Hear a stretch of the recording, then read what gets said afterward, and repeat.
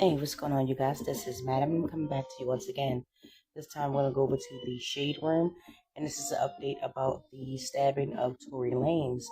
You are apparently the gentleman responsible for the stabbing Tory Lanez 14 times. Speaks out on why he did it. It says incarcerated man who stabbed Tory Lanez 14 times reportedly shares why he attacked the rapper. I will list the article writer and all of the details in the description as I always do. But it says Santino Casio, the incarcerated man who stabbed Tory Lanez 14 times in prison, has reportedly shared why he attacked the rapper. Okay. On Saturday, May 24th, TMZ published an exclusive report asserting that the outlet spoke with Casio over the phone. Per the outlet, Casio is serving a life sentence. ABC 7 Los Angeles reports that Casio is 42 years old and has been at the California Correctional Institution in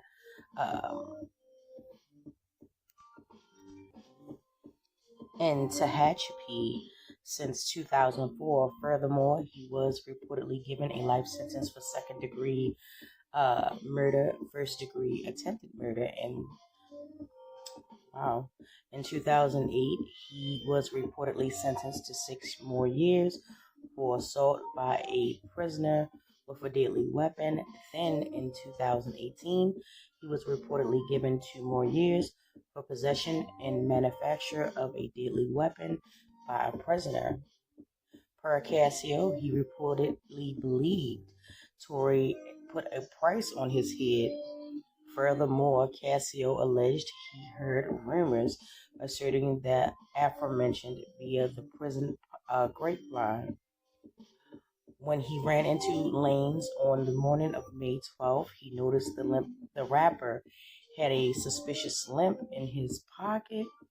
A suspicious lump in his pocket area.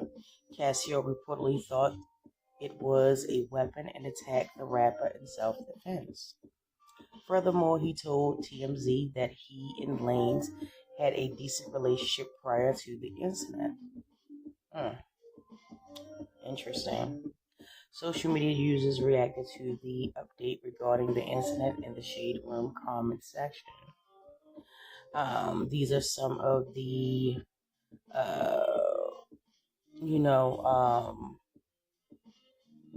comments. You can pause and read them for yourself.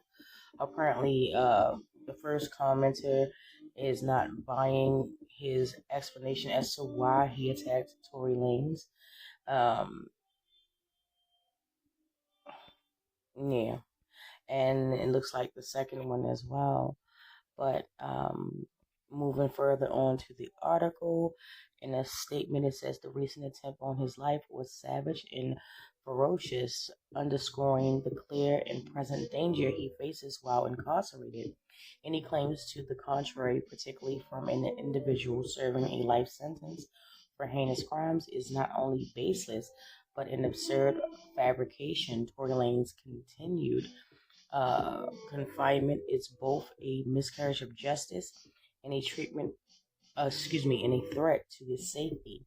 He must be released immediately, they reportedly stated. Okay? As the Shade Room previously reported, after the attack, Tory Lanez was rushed to a nearby hospital for treatment. Initially, it was exclusively shared that the rapper was in critical condition following the attack. Then the following day, it was revealed that Lanez had been stabbed 14 times per the Shade Room. In another statement, it says Tory was stabbed 14 times, including 7 wounds to his back, 4 to his torso, and 2 to the back of his head, and 1 to the left side of his face. A statement released via his social media account alleged. Per News Nation, Lanez was moved to a new prison earlier this week. This update arrives amidst the Megan Thee Stallion reacting after Lanez's legal team alleged new evidence had been presented proving his innocence in her shooting. yeah, and that is the end of the article right there. Um, a couple of things I want to touch on. Um, for him to stab a person 14 times, um, did he somehow, the question, one of my questions would be, did he somehow have uh, the knives attached to his hands or his wrists, not so that he would be able to cut himself, but more so like sort of like a Wolverine type thing going on? If I had to use an example, where the blade is protruding out of the backside of his hand, to stab him 14 times, um, you know, uh, my suspicion would be confirmed by seeing the video, uh, but I doubt if that will ever see the light of the day, because I'm pretty sure there is a um, account of that, whether it be by video or whether it be by eyewitness. But who knows?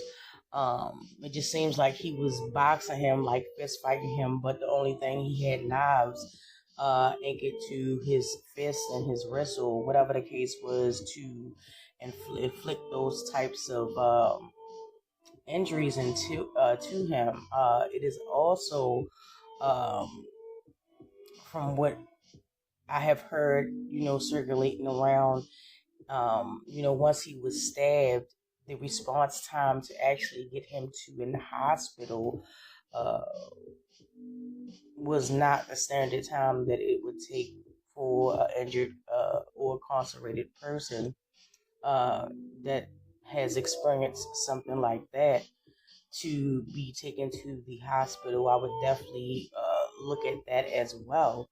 Um, Coincidentally, this all took place after, uh, I'm assuming, Megan Thee Stallion's team was, uh, you know, contacted for comment about the new allegations, about, Tory Lanez and him not actually shooting him, excuse me, pew-pewing her.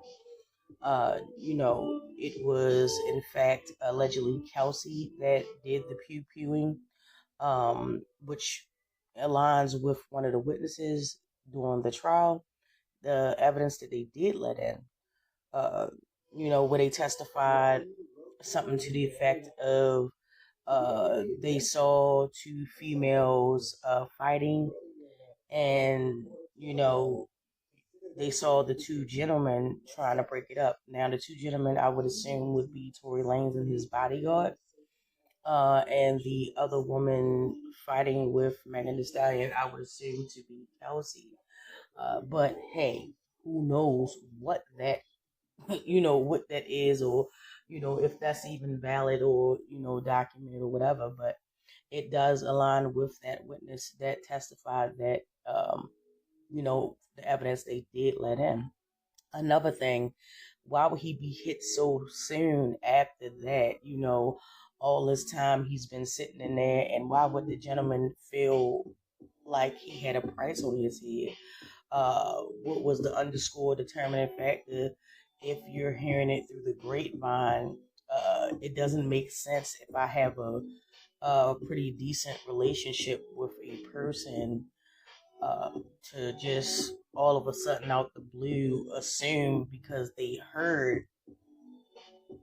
I didn't want to contact him or go to this person and actually find out if it was actually a legitimate issue or problem that could have been solved through, communication, or other methods other than what took place, unfortunately.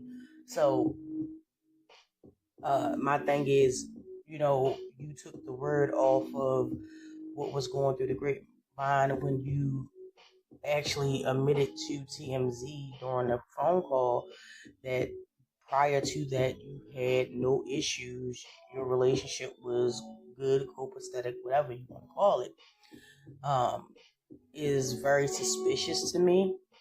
Another thing, this gentleman has a significant rap sheet, which, is very troubling indeed. for the things that he's been charged with and things of that nature. He's not a stranger to physical violence or attempting unaliving. So it's just not adding up for me.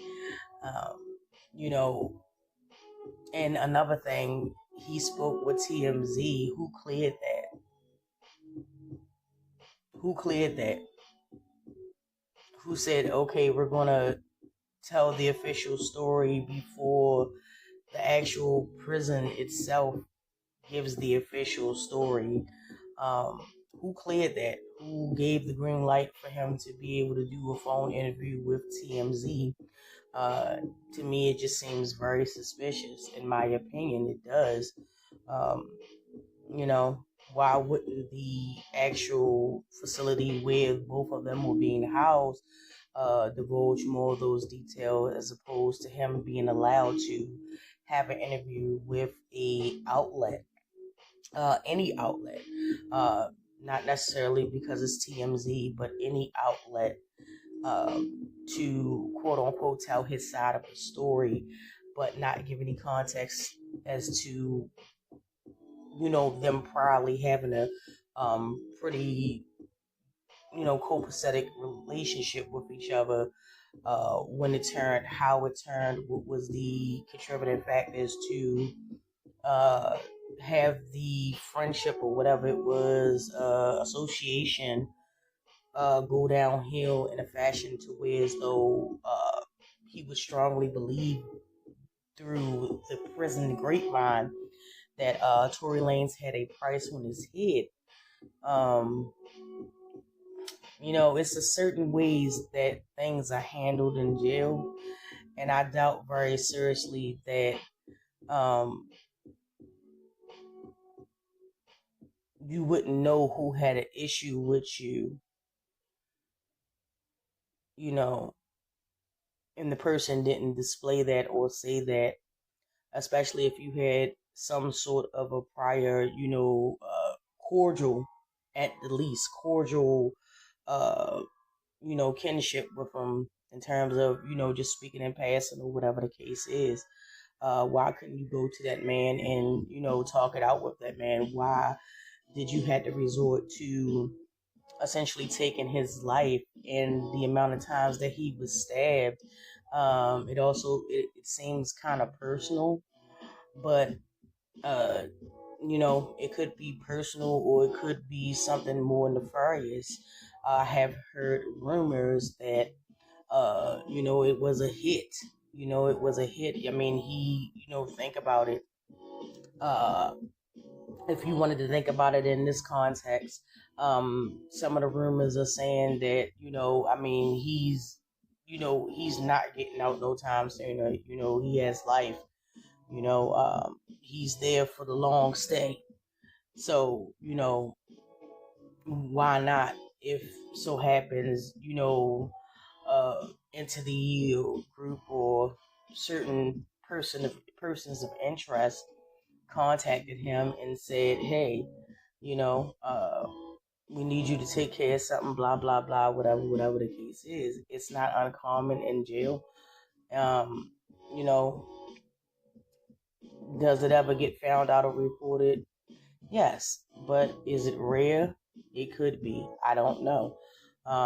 I don't have a detailed, knowledge of being incarcerated, so this is just only an assumption uh, on my end. But let me know what you guys think. Drop down in the comment section and let me know what you feel. Do you think that it was a personal beef gone awry between two associates um, that just so happens to be housed together? Another thing that was circulating around that I was hearing, um, you know, was that they, even though they had a cordial, you know, understanding with each other or whatever the case was, you know, who's to say the contributing factors of him being assaulted 14 times, well, stabbed 14 times, and the rumor that, it took allegedly an hour for them to actually get him to a medical facility. Um, you know, uh, it could possibly be in some cases. Look, this is a conspiracy theory. Okay, let me just say that. This is, just based off of, things that's been floating around the internet. It could be a joint effort with the prisoner that is the aggressor in the facility itself. We all know that money talks and BS walks. So that's another thing to think about. But you guys let me know. Again, like I said, drop down in the comments section. I would love to hear from you. Don't forget to like, subscribe, and share. And with that, you guys, thank you so much. I do appreciate your time in watching this video, whether it be the video form or it be the short. But I'll get with you guys in the next video. And always remember, be good to yourself first.